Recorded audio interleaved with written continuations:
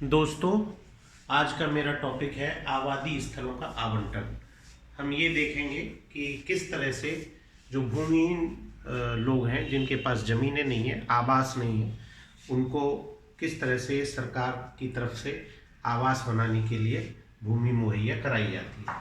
तो हमारा जो रेवेन्यू कोड है 2006, उसके अंतर्गत दो धाराएं हैं, धारा 63 और धारा 64, जिसमें हम आबादी स्थलों का आवंटन करते हैं।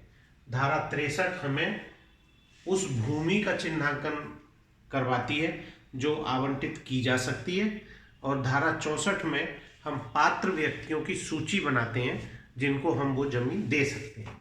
तो धारा 63 के अंतर्गत जो जमीनें आती हैं वो है राज्य सरकार द्वारा दी गई समस्त भूमि जो भूमि प्रबंधक समिति या एलएमसी के प्रबंधन में है और आवास बनाने हेतु उपयुक्त है।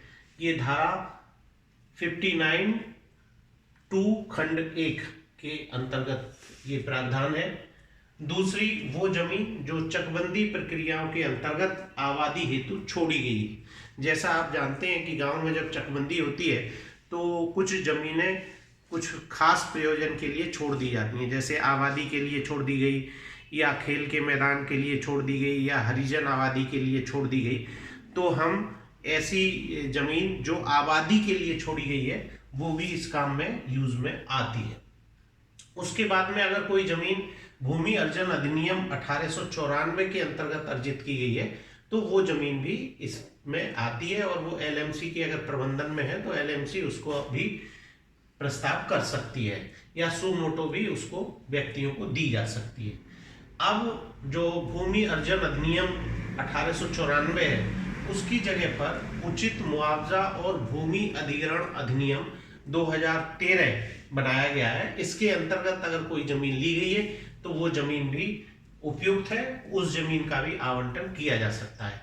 इस एक्ट का पूरा नाम है right to fair compensation and transparency in land acquisition, rehabilitation and resettlement act 2013। ये एक्ट, इसमें ये प्रावधान है कि अगर हम किसी व्यक्ति से जमीन ले रहे हैं किसी काम के लिए, जैसे कि आप देखते होंगे एनएचएआई द्वारा सड़कों बनाने में ली जा रही है या किसी और सरकारी काम के लिए ली जा रही है, तो उसमें शहरी क्षेत्र का जो जिलाधिकारी का रेट है उसका 2 गुना, और ग्रामीण क्षेत्र में जिलाधिकारी द्वारा निर्धारित दर का 4 गुना तक देने की व्यवस्था है। और इसमें एक कमेटी बनाई जाती है जो एडीएम फाइन वित्त एवं राजस्व की अध्यक्षता में, जिसमें सब रजिस्ट्रार, संबंधित तहसील का उप जिलाधिकारी और जो एजेंसी ले रही है इस जमीन को वो भी उसमें रहती है।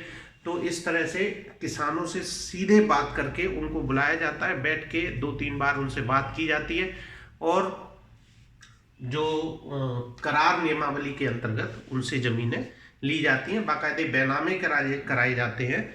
तो इस तरह से भी अगर कोई जमीन ली गई है और वो एलएमसी के प्रबंधन में है तो उसका भी हम आवंटन कर सकते हैं।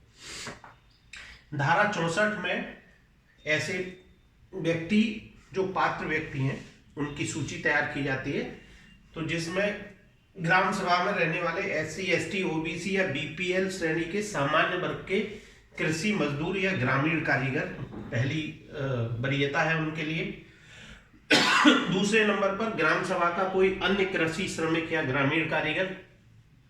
तीसरे नंबर पर ग्राम सभा का बीपीएल श्रेणी का सामान्य वर्ग का व्यक्ति आता है। तो इस तरह से ये 3 कैटेगरी हैं। यहाँ पे मैं ये बता दूं, कृषि मजदूर ये वो लोग हैं जो कृषि खेतों में काम करके मजदूरी करके अपना पेट पालते हैं। ग्रामीण कारीगर में गाँव में रहने वाले, जैसे कोई मान लीजिए लोहार है, कोई बढ़ई है या कोई कुम्हार है, इस तरह के जो लोग हैं इन पेशा में लगे हुए हैं, तो उन लोगों को इसमें पहली श्रेणी में रखा गया है। यहाँ पे एक चीज और ये देखनी है कि अगर एक ही श्रेणी में कई लोग हैं तो उसमें विकलांग और विधवा अगर कोई है तो उसको वरीयता दी जाएगी, और अगर पति पत्नी है तो उन लोगों को से आवंटी बनाया जाएगा, पति पत्नी दोनों के नाम आवंटन किया जाएगा। तो इस तरह से 64 में वरीयता है।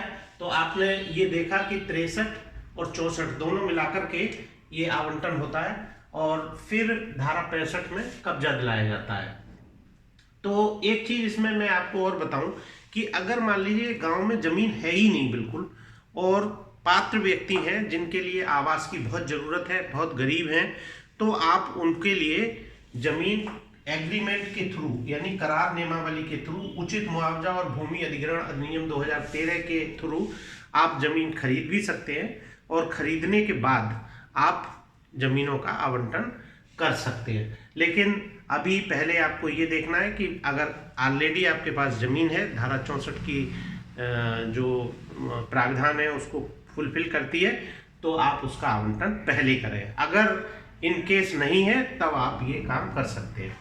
तो उसके बाद में आपको, जैसे मान लीजिए आपने ज़मीन ले ली, उस ज़मीन के आपने 100 वर्ग मीटर के प्लॉट बना दिए और या 150 वर्ग मीटर के प्लॉट बना दिए। जिस तरह के लोग हैं और जितनी ज़मीन आप पे अवेलेबल है उसके हिसाब से आपको प्लॉट बनाएंगे और प्लॉट बनाने के बाद में उनको वरीयता क्रम में उनको देते जाएंगे। तो इस तरह का जो प्रपोजल है वो एलएमसी के थ्रू भी आ सकता है, एलएमसी के प्रस्ताव के माध्यम से। ज़्यादा अच्छा यही रहता है कि एलएमसी के प्रस्ताव के माध्यम से आए। अगर एलएमसी नहीं करती है तो उसको एक इस बाबत नोटिस दिया जाए, और नोटिस देने के बाद भी नहीं करती है तो आप सु मोटो भी ये प्रस्ताव कर सकते हैं। जब ये प्रस्ताव आता है तो उप जिलाधिकारी के यहाँ दिया जाएगा। वहाँ पर अगर कुछ लोग आपत्ति इस पे करते हैं तो इसका बाकायदे इसको दिखाया जाएगा और आपत्तियाँ ली जाएंगी। आपत्तियाँ लेने के बाद में किसी तहसीलदार या नायब तहसीलदार को भेज करके उनका पुनः मौके पर जा करके उन आपत्तियों का निराकरण कराया जाएगा, और आपत्तियों का निराकरण करने के बाद जो सही पात्र व्यक्ति पाते हैं उनको ये ज़मीन अलॉट कर दी जाती है। तो इस तरह से ये पूरा इसकी प्रक्रिया है पूरी।